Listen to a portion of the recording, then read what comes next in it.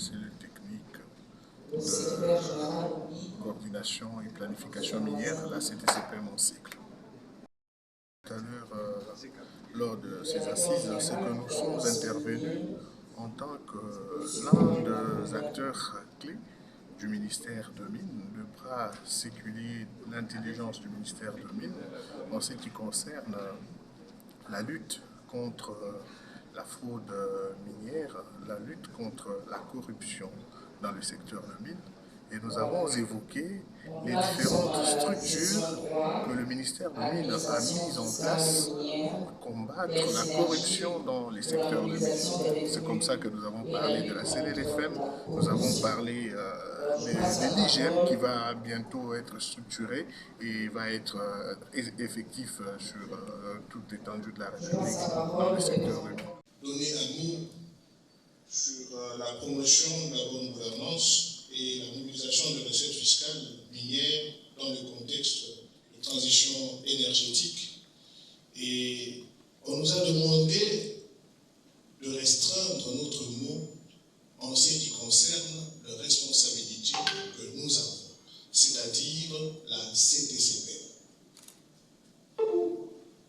Parlant de la CTCPM et parler de la corruption, c'est parler de la corruption dans les secteurs de mines.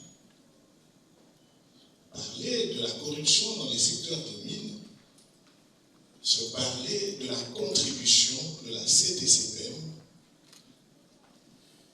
en ce qui concerne le combat contre la corruption dans les secteurs miniers. La première contribution de la CTCPM, je voudrais parler de l'ancienne contribution et passer par la toute récente contribution de la CTCPM. Déjà, il faut retenir que la CTCPM, c'est cette cellule technique de planification et de coordination minière qui est un bras séculier de l'intelligence minière du ministère de Mines. La première contribution, c'est que la CTCPM avait proposé à l'époque ce qu'on appelle la CNLFM, la Commission nationale de la lutte contre la fraude minière. Cette CNLFM a connu le pionnier comme l'ancien secrétaire général aux mines, l'actuel DG de Camille, qui ont travaillé là-dessus. C'était en fait mettre ensemble tous les services qui pouvaient concourir à freiner et endiguer la fraude dans les secteurs de mines. C'est ainsi que la CNLFM a comme membre, nous avons la justice, je ne parlerai pas de la justice en présence de la ministre, nous avons la justice qui est membre de la CNLFM, nous avons l'Agence nationale de renseignement qui est membre de la CNLFM, nous avons la justice militaire parce qu'il est un secret pour personne que les hauts cadres de la justice, les hauts gradés de l'armée se retrouvent dans les mines et se frauduleuses. Alors, comment un civil arrêterait un militaire? C'est comme ça qu'ils ont réfléchi à ce que dans cette commission, qui est des hauts gradés de l'armée comme membres, c'est-à-dire quand on attrape un militaire, on a celui qui peut l'arrêter dans cette commission. Dans cette commission, on a le parquet, au plus haut niveau. Quand le parquet doit agir, il agit vite, parce que tous les membres sont réunis dans la CNLFM. Ça, c'est la première et vieille contribution de la CTCPM au freinage de la corruption dans les secteurs de mines.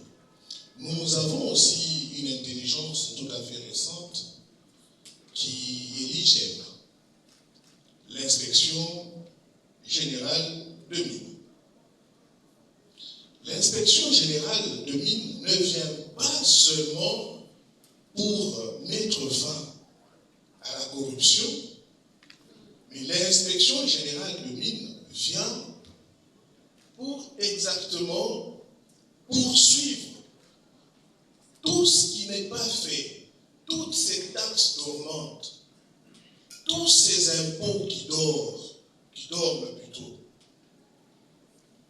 L'inspection générale de mines, elle est aussi différente de l'inspection générale de finances, mais dans les secteurs de mines, c'est une innovation pour mettre fin au coulage de recettes, pour protéger l'assiette fiscale de l'État en ce qui concerne les mines. Plusieurs fois, il y a eu des questions qui ont été soulevées, telles que la collaboration entre la CTCPEM et la DGDA. Il y a encore d'autres commissions dans lesquelles nous nous retrouvons ensemble. En ce qui concerne, par exemple, la déclaration de tout ce que les miniers importent dans le cadre de leur investissement. Il y a des choses qu'on va vous montrer et vous dire, voilà, tel appareil a coûté autant.